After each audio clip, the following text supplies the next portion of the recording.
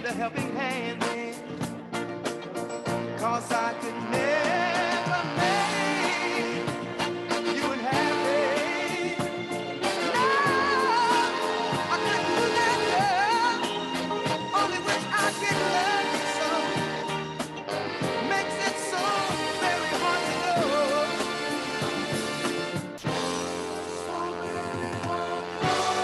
'Cause I love you so.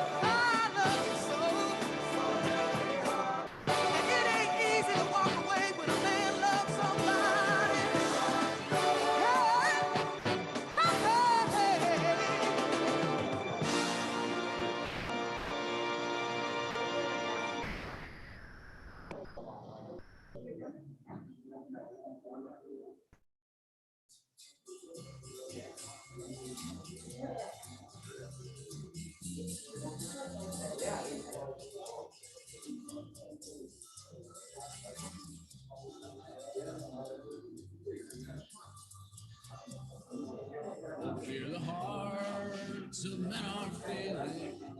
These are latter days we know. Great depression now is spreading. God's word declared it would be so. I'm going where there's no depression, to a better land that's free from care. I'll leave this world of toil and trouble. My home's in heaven, I'm going there.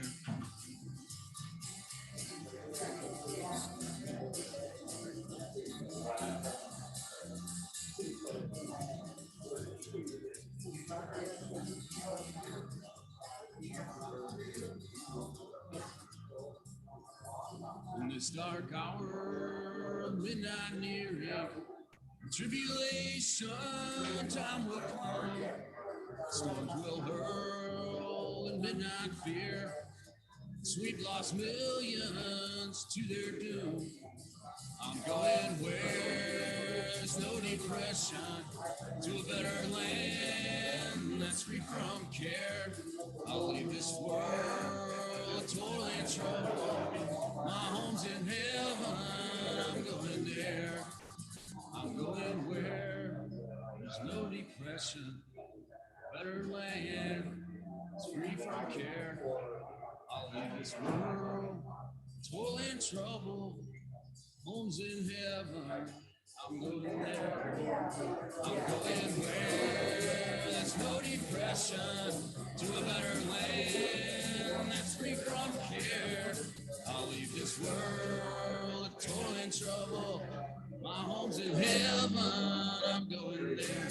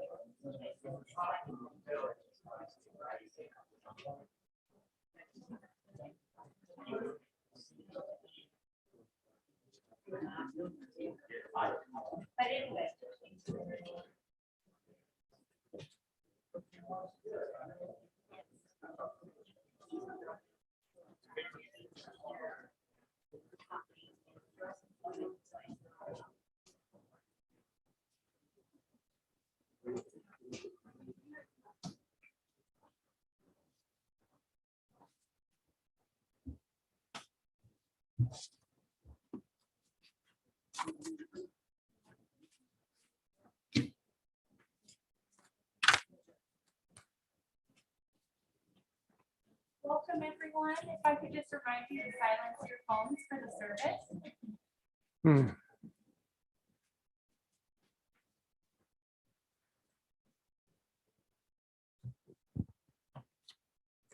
The Jewish people respond to death with 3 words of blessing. In English, the words mean, praised be the judge of truth. What we're essentially saying is we're giving honor to reality, the reality that life includes life and death and transitions that are hard for us to understand. But we're honoring the blessing that life is. So let us begin our service with this wisdom from our tradition. And I'll say the words in Hebrew. You can join with me if you know them, or I'll say them in English afterwards, and you can follow. Baruch Dayan Ha'emet. Praised be the judge of truth. Adonai Natan v'Adonai Lakach. Yehi Shem Adonai Mevarach. Adonai has given and Adonai has taken. Praised be the name of Adonai. In the words of Ecclesiastes, a season is set for everything, a time for every experience under heaven, a time for dancing and a time for wailing, a time for birthing and a time for dying, a time for speaking and a time for silence, a time for seeking and a time for losing. A time of mourning is a complicated time, filled with many emotions and memories, both bitter and sweet. We begin our service with the recitation of some psalms and prayers, thus linking Maury's life with the 3,000-year-old tradition of the people of Israel and the unity of all life. From Psalm 15, do we deserve to enter God's sanctuary? Can we merit a place in the presence of God? Live with integrity. Do what is right. Speak the truth without deceit. Have no slander on your tongue. Do no evil to others. Do not mistreat your neighbor. Spurn a contemptible person, but honor those who revere the ultimate truth. Never retract a promise once made, though it may bring you harm. Lend no money at unfair rates, accept no bribe against the innocent. Make these deeds your own, and then you will stand firm forever. That seemed appropriate for him.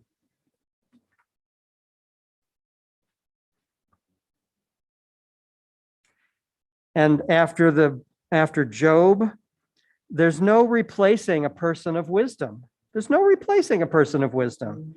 There are mines for silver. There are places where gold is refined. Iron is taken from the earth and copper is smelted from the rock.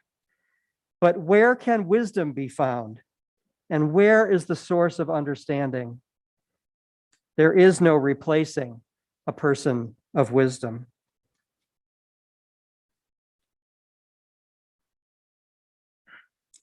And Dr. Hillel Bavli wrote this prayer. This is my prayer to you, my God. Let not my spirit wither and shrivel in its thirst for you and lose the dew with which you sprinkled it when I was young. May my heart be open to every broken soul, to orphaned life, to every stumbler wandering unknown and groping in the shadow. Bless my eyes, purify me to see humanity's beauty rise in the world and the glory of my people in its redeemed land, spreading its fragrance over all the earth. Deepen and broaden my senses to absorb a fresh, green, flowering world, to take from it the secret of blossoming in silence. Grant me strength to yield fine fruits, quintessence of my life, steeped into my very being, without expectation of reward. And when my time comes, let me slip into the night, demanding nothing, God, of humanity or of you. Who is honored, says Pirkei Avot, one who honors, loves, and cares for other beings. And this one from Abraham Joshua Heschel seemed especially fitting. There are three ways to mourn. The first is to cry. The second is to grow silent. The third is to transform sorrow into song. And lastly, when parents who have taught their children pass on, that passing is not a death. As long as the child lives, there is a part of the parent that cannot die. When alive, a parent rejoices with children. In death, that parent will not grieve.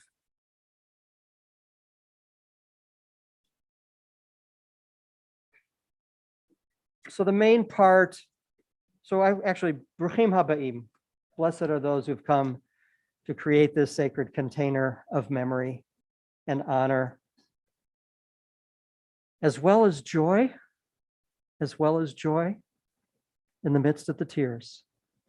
Because how could you not think of joy also when thinking of Maury?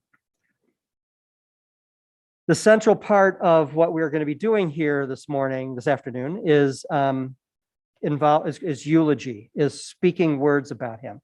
And several people will be talking about him.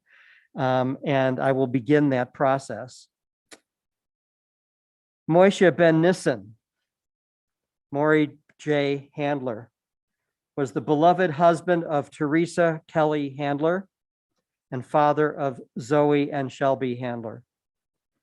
He had cherished chosen family in Twilla, Rob, Scotty, and Norma Unfug, and many dear friends.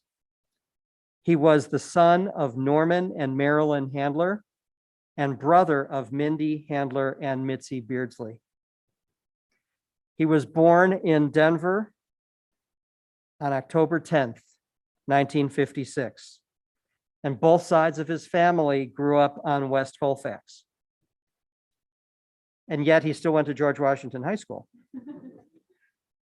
So I'm going to tell you a little bit more about him and his history, but much of this will be expanded by others in a few minutes. He married Therese, who we met at the Bull and Bush bar where they both worked. She was the love of his life. They stood by each other through thick and thin.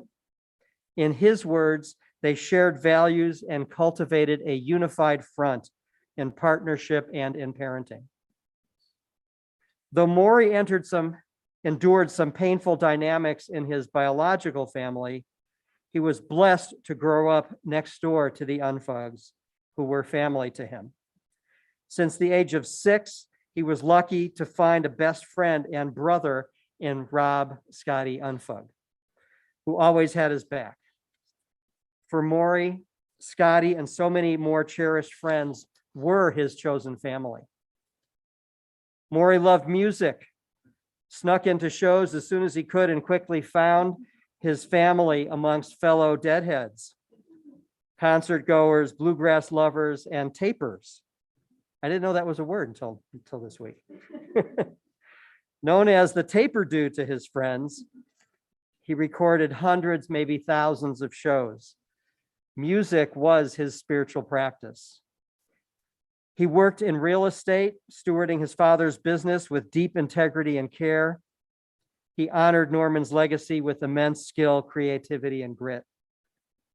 He had a strong moral compass and stayed true to it no matter what. He was a fiercely loving father. He modeled generosity, authenticity, loyalty, play, joy, and integrity to his 2 daughters. He could literally strike up a conversation with anyone. At his core, he just loved people. He got energy from sharing and hearing stories. Okay, so I need to tell you that in my weekly Chevruta Torah study just last night, we ran across something that clearly was meant for me to share today. It's a metaphor of the relationship between God and us. There's a parable of a king's daughter who marries, and it's time to leave. It's time to leave home. The king is very close to his daughter and would rather keep her close. But what can he do? It's time for her to go.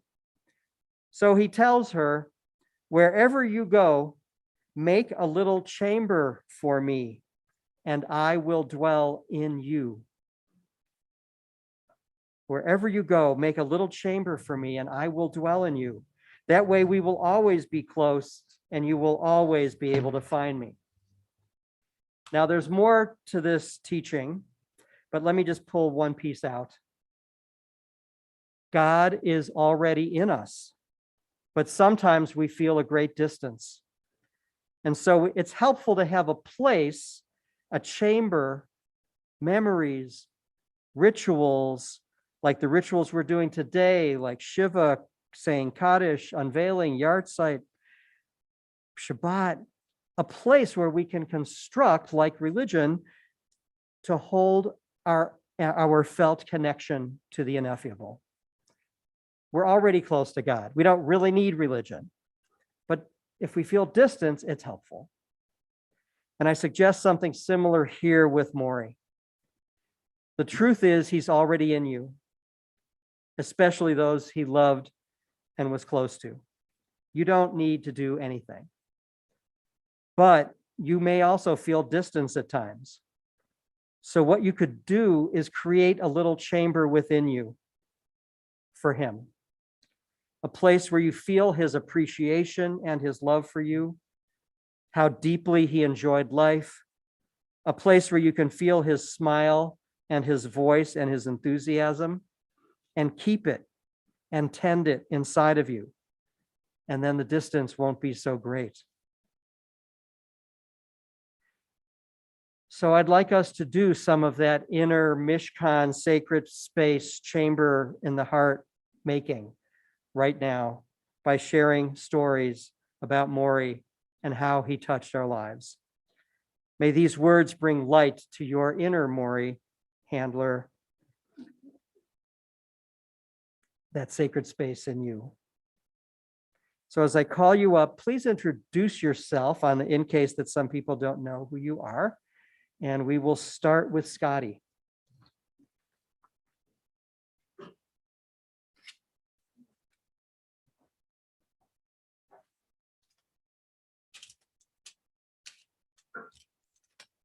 Well, whoever wrote that history or the story of Maury's life really knew him. So I am Scotty Rob Unfug. Rob is my middle name, and growing up on Jasmine Street, Maury's, we were literally neighbors, next door neighbors, and my parents call me Rob, and everybody in my life called me Rob until I moved to Nashville, and I was applying for a job, and the manager was reading my application, and he said, "Well, Scott, blah blah blah," and I just answered, and I've been Scott ever since. And that was my 22nd birthday. So as I traveled the world, not the world, but my life since then. So that kind of clears that up, hopefully, for people. And my mother's here today, so she, hopefully, Mom, you're not upset about that. And I think, true to what the rabbi said, and I'm hopefully what everybody's feeling here today is, what's in a name? What's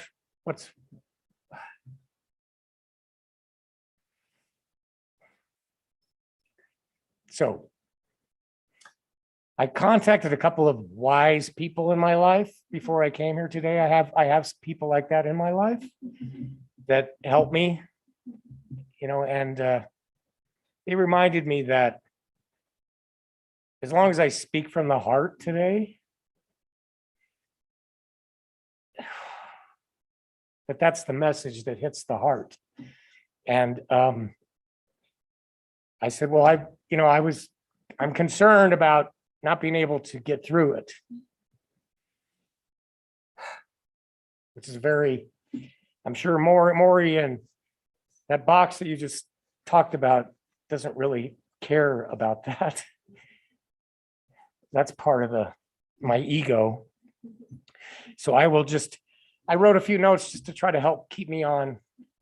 This is my first eulogy or whatever. I don't really even, the word is not important. I came here today to honor the man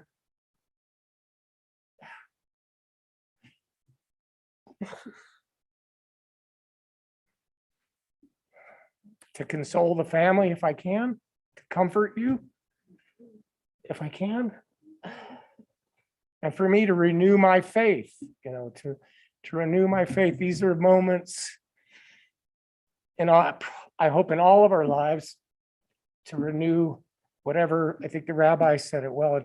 It isn't contingent on a religion, but to renew my faith. So I have a purpose here.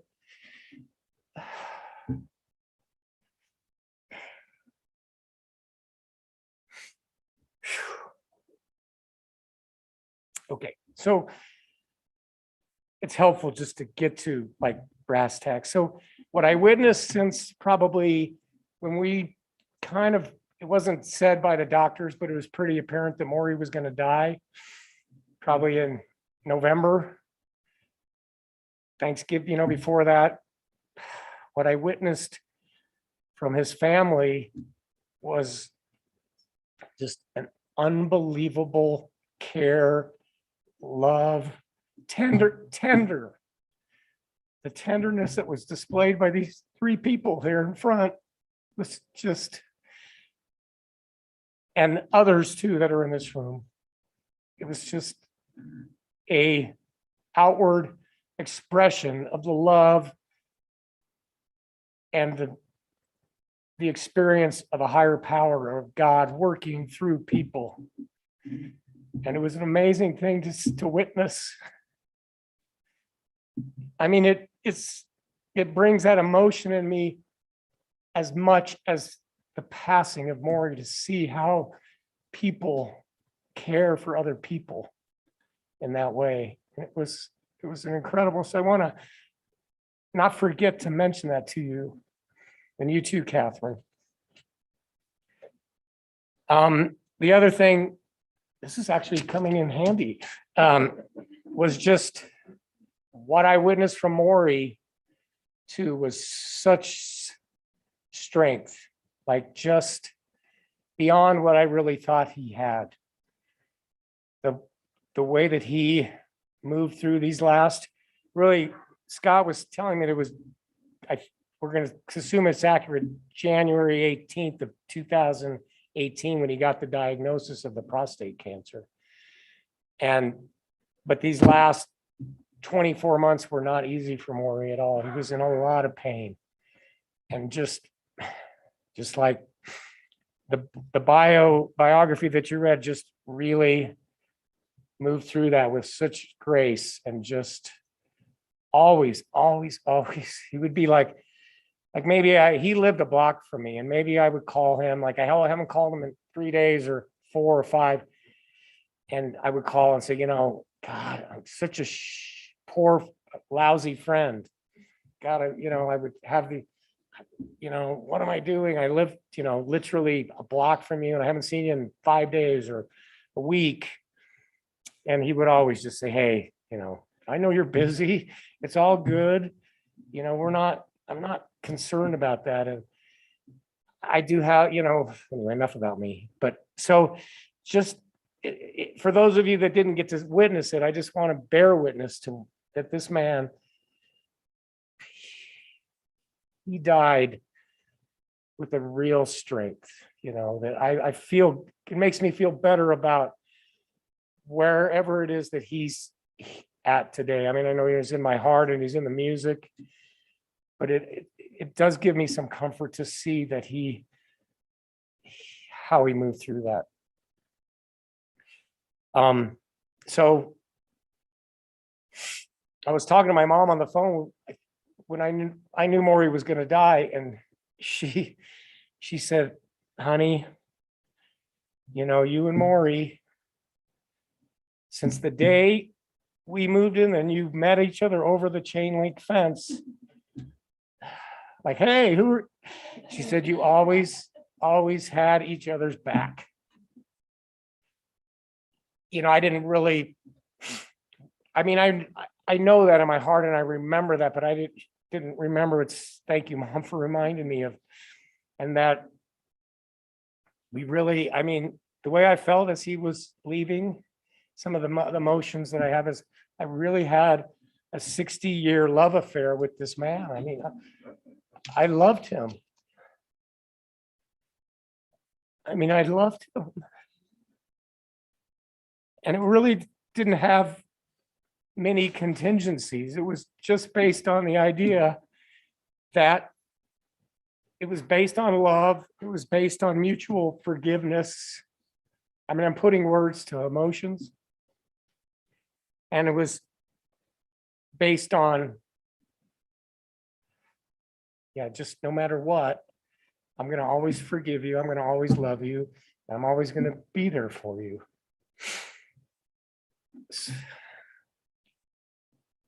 So I always will have that. And many times, and Pete's here and John and other people have known Maury for many, I just happen to be the guy, that has known him longer, but that is, I forgot what I was going to say, but the length of it is not so much as the actual feeling that I had for this man. So that's a loss, and I'm having trouble getting from the dance. In fact, it took me a minute to realize that that's, Maury's coffin. I didn't even see it. So I'm here today again to honor the man, console the family any way I can, and renew my faith. And I just, when Shelby asked me to speak today, this was, I don't know, Friday or something. I didn't really, I have stories, of course I have stories, but it's just not where I'm at right now with emotionally, yeah, so I'll just tell a couple stories so the day that Maury died, the girls wanted to go shopping for groceries, and Norm and I went over to the house. He was there, and we were there for maybe an hour and a half, and Norma on her phone, she put on like a Buddhist chant, hum mani padme, mani, and we were listening to this very softly, this chant, and I was laying down. I think Norma was sitting, and in those 90 minutes or whatever, I felt like, I could feel Maury's spirit in the room. And I'm sure had some moments like that, but I'll always just remember that love and that light in that room. And I was just grateful for that. I got to play some part in helping Maury, whatever. I don't know if you can help. How can you help somebody? We're all going to go there. We're all going to transition. But just that I got to witness it, that I got to be there, and just hopefully every day that I went there, before I went in that door, I would ask God just to bring me the words, bring me the energy, bring me the light to just be present for my friend in any way that I could. So I'm very grateful I got to have that experience with this man that I love so much. So I'm on a timer. Just give me the hook. I just have a couple, and I do, and Jason's here, and so many other of us and Pete, and it's really so much of the spirituality. Maury's spiritual practice was music. He probably had others too. Ethical behavior was his spiritual practice. Morality was his spiritual practice. Kindness was his spiritual practice. An amazing, amazing spirit. And I just happened to be in the right place at the right time to meet him. And hopefully, our spirits together made both of us better men. I learned about living next to Maury. I learned about Judaism and since we're here today, about the rituals and the practices. I went, to temple with him, and we practiced his bar mitzvah together. It was on vinyl back in those. The cantor was on vinyl, and we had some ulterior motives. It was like, if we can get through this, there's a big payoff at the end. So, we're not all that spiritual, but I think that, pretty much what was written about Maury's life. But I called Jason. We were talking about, I don't know if it was texting or calling I let him know about Maury, and he said, and it reminded me too, and I know Pete has experienced this, and Scott, like he said, I had the most beautiful or wonderful day of music with Maury in Denver, 8 years ago or whatever that was. And I know Pete and Scott, and that used to be what we got together to bond with and find the spirit, was that music. And most days when I went there, he always had music on, and although he did have his group of friends, the taper dudes, the other nerds, the techno microphone. Ron, you're not quite, the people that take it to the next level. So we would joke around like, well, all we are is Sherpas bringing his equipment, to the show. And then once we set it up, then he's got his new friends, his other friends, like, what happened? We're just chopped liver over here. So, but again, I think it speaks to the fact that he could talk, to anyone. And there's a lot of other people that are like that. I remember trying to leave the shows, was like, hey, that could be a 3 hour, like everybody's wrapped up and he's put away his equipment, and then just be like on and on talking about whatever they talk about, those people. But anyway, there's plenty of time, I think, later for stories. I will miss my friend. I haven't, like I said, I haven't really been able to move into that next space yet, but I know I will. We had some plans.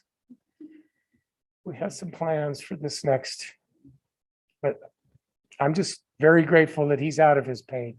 He was in a lot of pain. So anyway, thanks.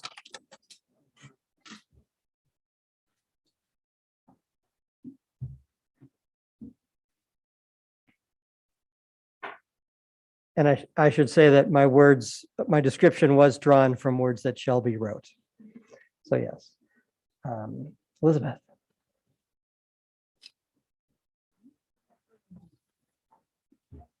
Elizabeth, how about you?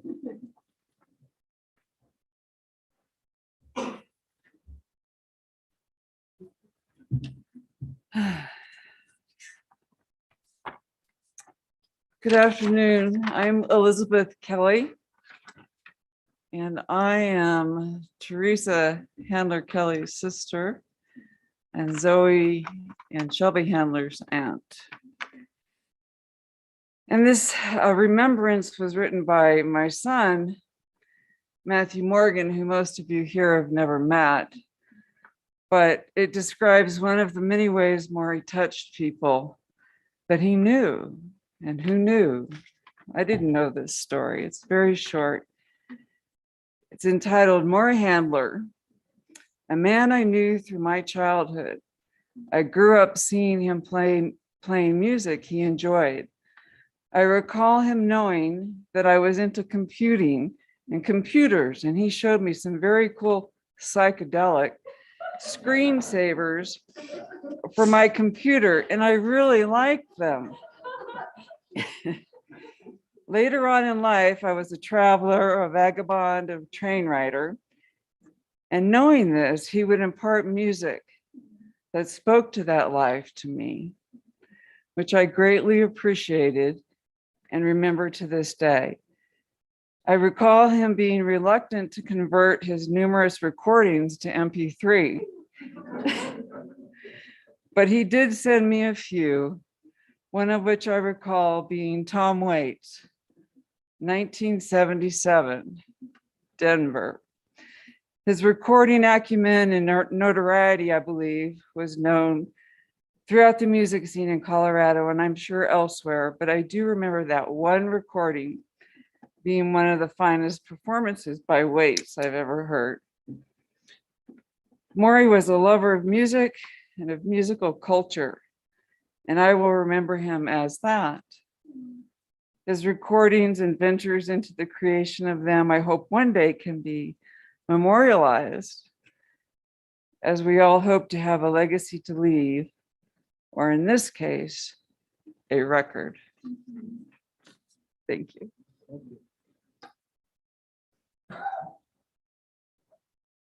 Shelby and Zoe.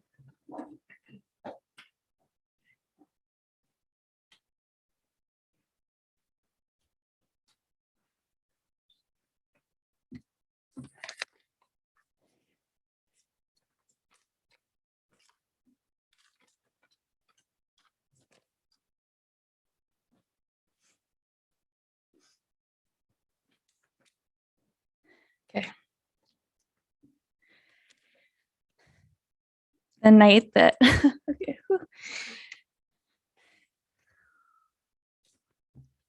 Okay, so the night that I was born, which was almost 31 years ago, I didn't know where I was or who I was or like what I was, just like any of us don't really know who we are when we were just born, right? That's obvious, but I know that my body knew that my mom and my dad were there.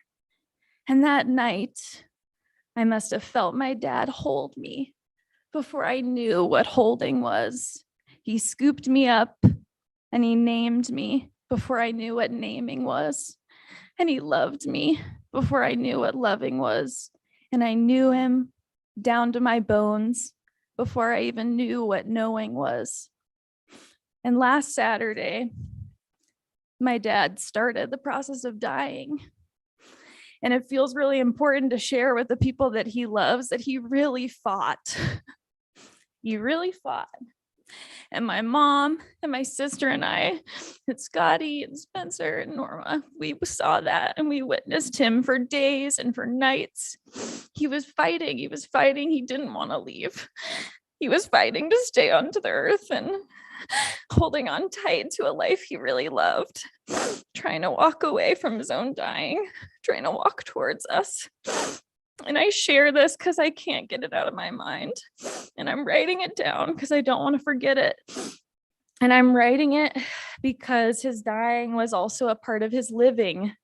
And in it, he was, as he was in life, fierce and tender and irreverent and grateful and rageful and loyal and loving and rude and real and gooby and honest and demanding and generous and stubborn and sassy and deeply committed to what's true.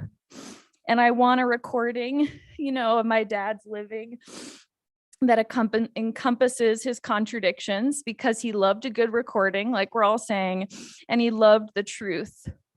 He leaves behind an archive of tapes and CDs and MP3s, and he spent years perfecting techniques to accurately and beautifully capture the concerts where he met beloved friends, where he communed with his divine.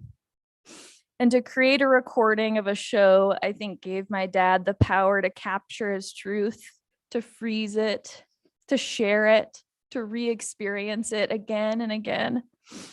And so in that spirit, I do want to share some memories of him, but they're not in any linear order. They're not in a hierarchy. And I want to say them all in the present tense. Because like Zoe was saying the other day, it's weird to be like, he was this and he was that, because he's still all that. And these are just an imperfect record of who he was, who he will always be. And so in some way, they're still happening and they'll always be happening. My dad is playing music late into the night, and the sounds are leaking up through the floorboards and in through the grates into my sister and I's bedroom, and I'm about to fall asleep. My really weird dad is feeding Michael the gerbil endless amounts of Captain Crunch again, and cooing to the little creature, pure love in his eyes. My dad is a skier and a storyteller, a bartender, a conspiracy theorist, a feral cat dad, a dog whisperer, a sushi over-orderer, a plant grower, a friend, a brother, a son, a husband. My mom is helping my dad get up from the bed, and he stops her and says, "Treese, I love you, right?" My dad is saying to me, passionately explaining, Judaism has always been about the oneness of all things. He's describing the interconnectedness of the universe and urging me never to forget that. We're on a road trip to California. He's driving straight through the night, blasting music, whisper laughing to my mom in the passenger seat. In the back, I'm in and out of sleep, and Zoe's passed out on my shoulder. My dad is dancing all alone in his house, the music turned up full blast. My dad is in bed with my mom, and she starts to doze out while watching a movie, and he says, "Trees, don't leave me. Treetop, come on, stay awake." My dad is laughing hysterically at his own joke until he can barely breathe, and neither can me or my mom or my sister. We're all in the kitchen, circled up, talking about Zoe's upcoming birthday, and he declares, his voice booming, "This is Zoe's year." And we know that he's right. My tender dad is forking over an entire challah to our dog Wallace, left over from my bat mitzvah. And we're all cackling. My dad with stealth recording equipment sewn into his pants by my mom, microphones peeking out of the collar of his shirt with a pattern so ugly that no one would dare talk to him. Is standing at a concert, just listening, bobbing his head. My dad is caring for his dad, tenderly fixing his wig, kissing his cheek.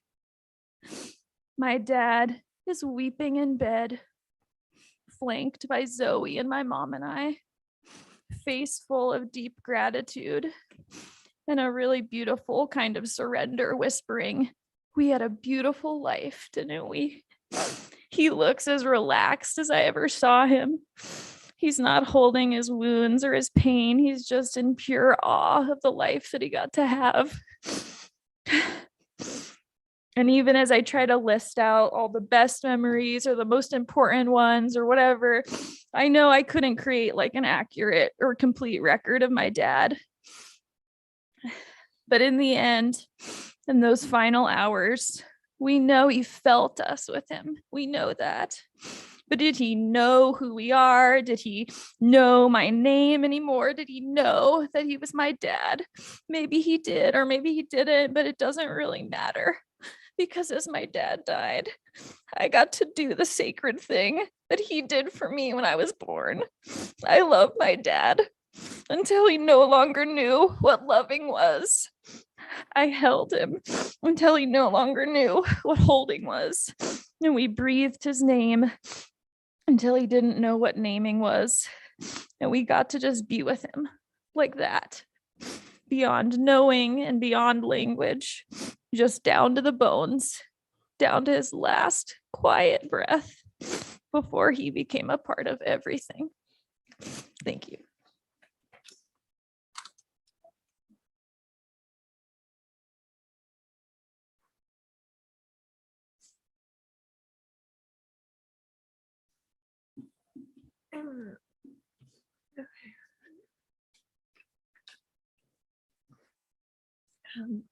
Is everyone able to hear me? I have a very quiet voice. Okay. It was actually when I was a kid, my dad he wanted me to take singing lessons so that maybe I would talk a little bit louder. And it didn't work, but I can sing Folsom Prison Blues really loud if I'm allowed. Okay, well, anyhow, glad you all can hear me. So I don't really know how to write a eulogy. And I thought part of me was like, oh, I have to encapsulate everything that my dad was. And, but it's just like, it's a really impossible task because my dad was so many different things to so many different people. And like, he is larger than life, like, even though he's not here with us anymore, like he had such a big presence. So even though he's not with us anymore, my father is still the strongest person I know. It makes me really sad that his life was such that he had to be strong. Like, I really do wish and things have been less hard for him. And there was a lot of things that he had every right to be angry about and heartbroken over, but I'd wish just for his own sake that he'd been able to more fully accept situation and relationships he couldn't change, just because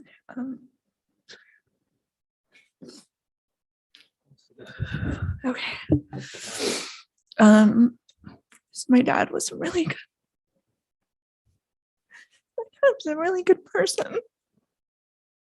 Like, in all of this complexity, he was a very good person. And he was such a good heart. He was so true blue and like just like honest to a fault. And I wish that he had been able to have more peace and ease in his life. And so I'm so proud to be his daughter. And I'm so grateful.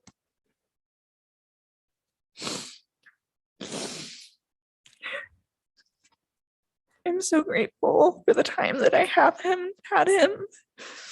And I'm relieved that he's no longer in pain. But I'm also so angry. I'm so angry at how much time he was robbed of. And I'm just so angry about all the days he's never going to get to see, and the meals that he'll never get to share with people he loves, and all the songs that he's never going to get to hear, and the late night conversations that we'll never get to have. But I know that, like, at the root of that anger is just a lot of sorrow. It's just like deep, deep sorrow that, like, I would be impossible for me to articulate. Like, I feel like the closest I can come is when I'm just screaming. And I feel like that's all I can do is just scream. I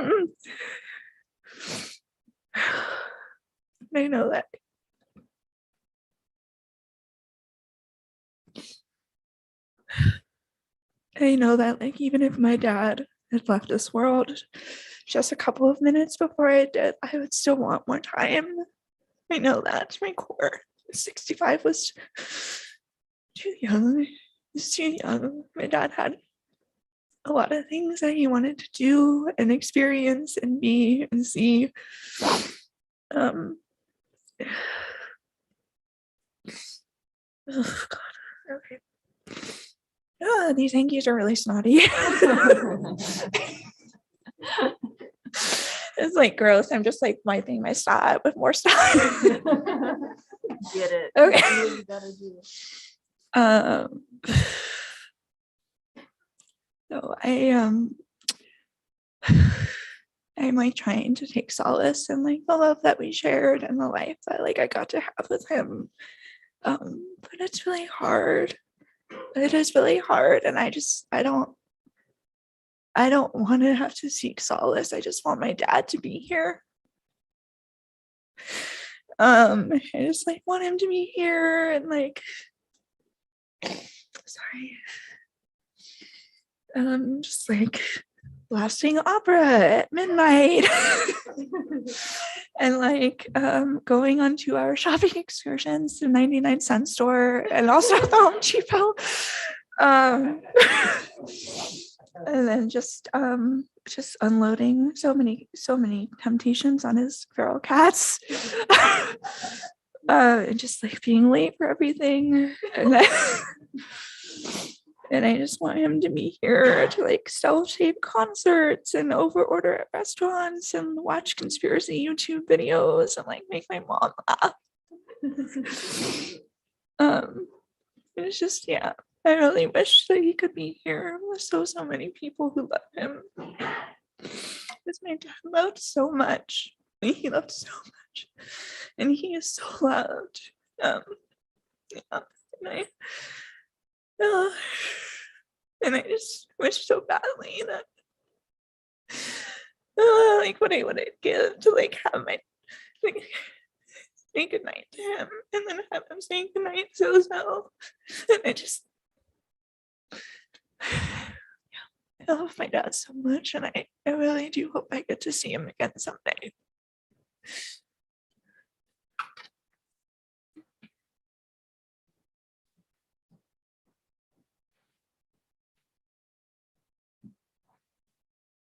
Norma?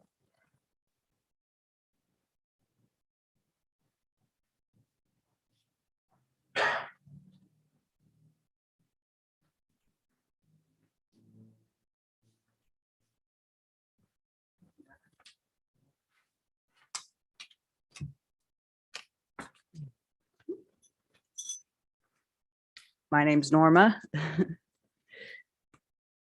And I've been asked to read a poem. And Maury Handler was like a brother to me. And I just hear him like, you know, and I used to call him, it'd always be Maury Handler. It's like, Maury. But I love him. And, you know, I love him. And he knew I loved him. He knew I loved him, you know. And I was thinking of how in the last few weeks, we never parted without telling each other that we loved each other until the very last day. Those were our last words to each other.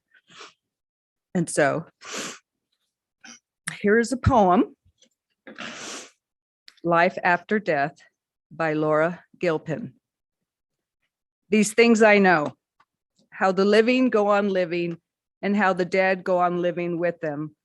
So that in a forest, even a dead tree casts a shadow, and the leaves fall one by one, and the branches break in the wind, and the bark peels off slowly, and the trunk cracks, and the rain seeps in through the cracks, and the trunk falls to the ground, and the moss covers it. And in the spring, the rabbits find it and build their nests inside the dead tree, so that nothing is wasted in nature or in love. Rest peacefully, my dear friend.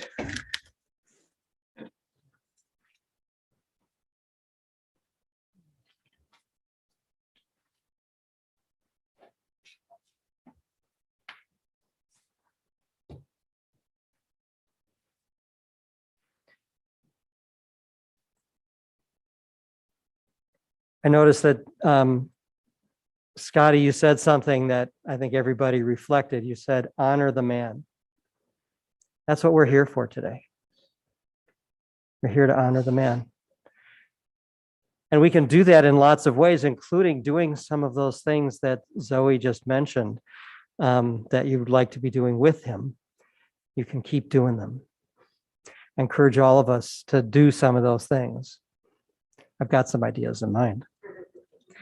And I'm also struck that the word for a funeral in Hebrew is levaya, which means to accompany, literally to accompany.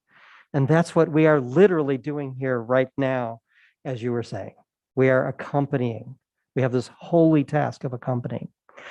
And for those of you who can make it with us out to the cemetery to complete that job, that'll be really great. And at the end, if you choose to do so, you'll have an opportunity to physically help fill the grave. So just so you know, that's an opportunity coming up. Okay. So King Solomon was quoted as saying, the day of one's death is better than the day of one's birth. How can that be? The Midrash explains that when a person is born, everyone is happy and celebrates.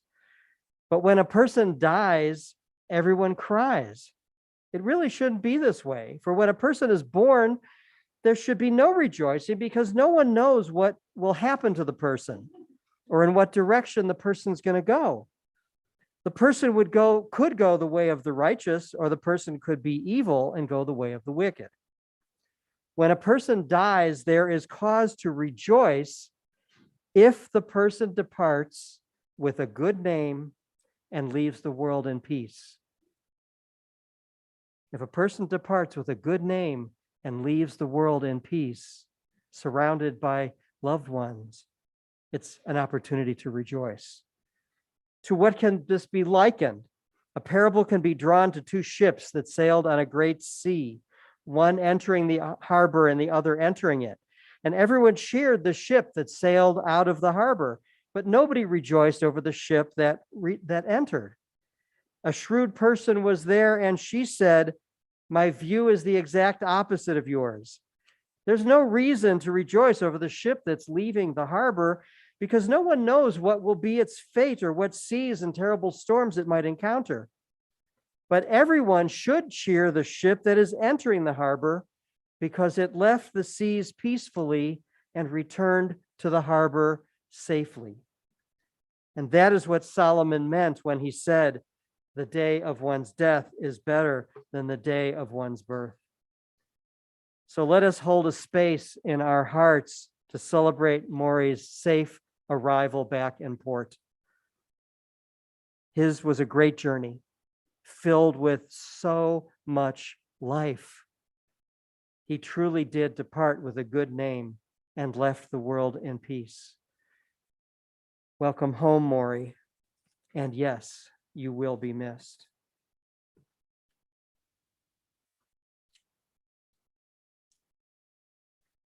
So the last piece we will do here is El Male Rachamim, the prayer that says, exalted, compassionate God, grant infinite rest in your sheltering presence among the holy and the pure.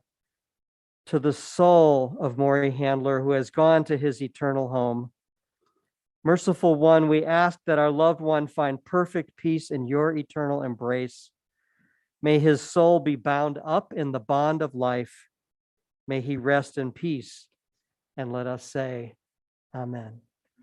And if you're comfortable doing so, please rise as I chant those words in Hebrew.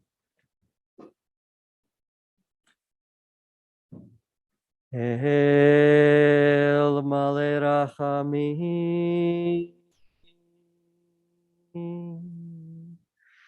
Shochen Bamromim,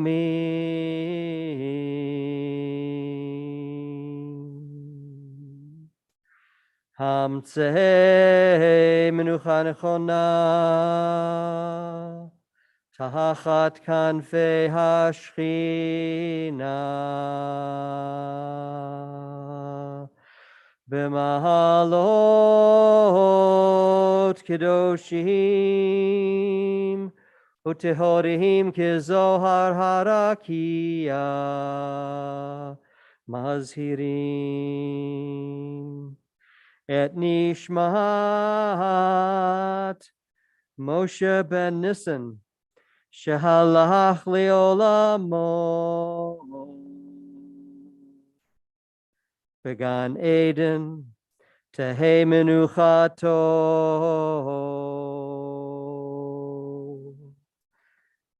Hana Baal Harachamim, Hastirehu, Beseter Kanafecha leolamim,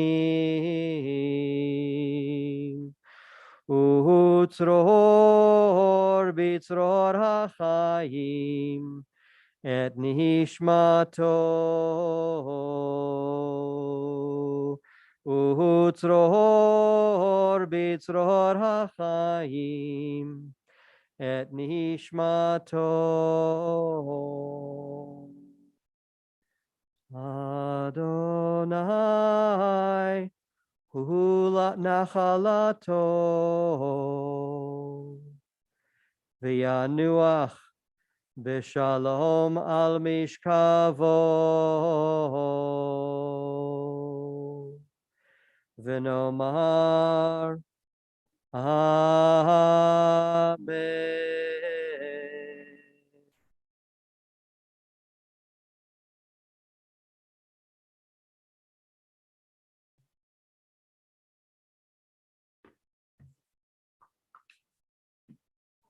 Our service here. We will be headed to Mount Nebo Cemetery for interment. Everyone is invited if you'd like to join us. We do not have a formally escorted procession, so we'll all be making our way obeying traffic laws. We do have directions in the handout here. However, 17th is closed right now, so we're gonna head south on York and take Colfax down to Moline, and then you'll follow the directions as listed in there. The address is also in there. At this time, we'll ask everyone to remain in their seats while we escort the casket to the back doors, and we'll have the pallbearers meet us back there. And then if you could make your ways as quickly as possible once that is done to your cars, that would help the process very much. Thank you. And thank you for being sacred container holders.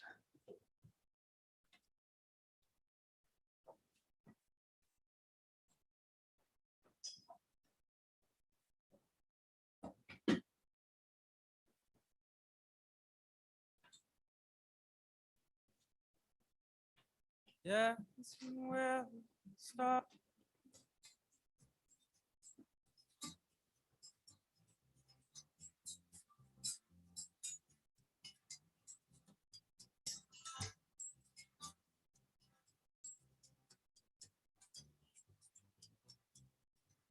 Oh, fear the hearts of men are failing, for these are latter days we know. The Great Depression now is spreading. God's word declared it would be so. I'm going where there's no depression, to a better land land that's free from care. I'll leave this world of toil and trouble. My home's in heaven, I'm going there.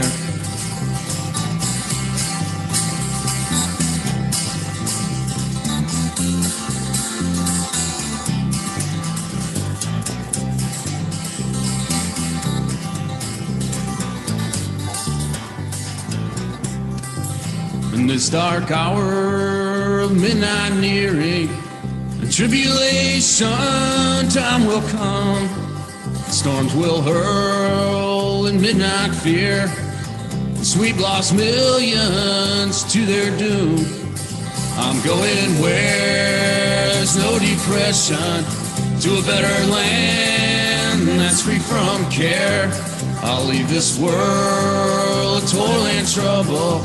My home's in heaven, I'm going there.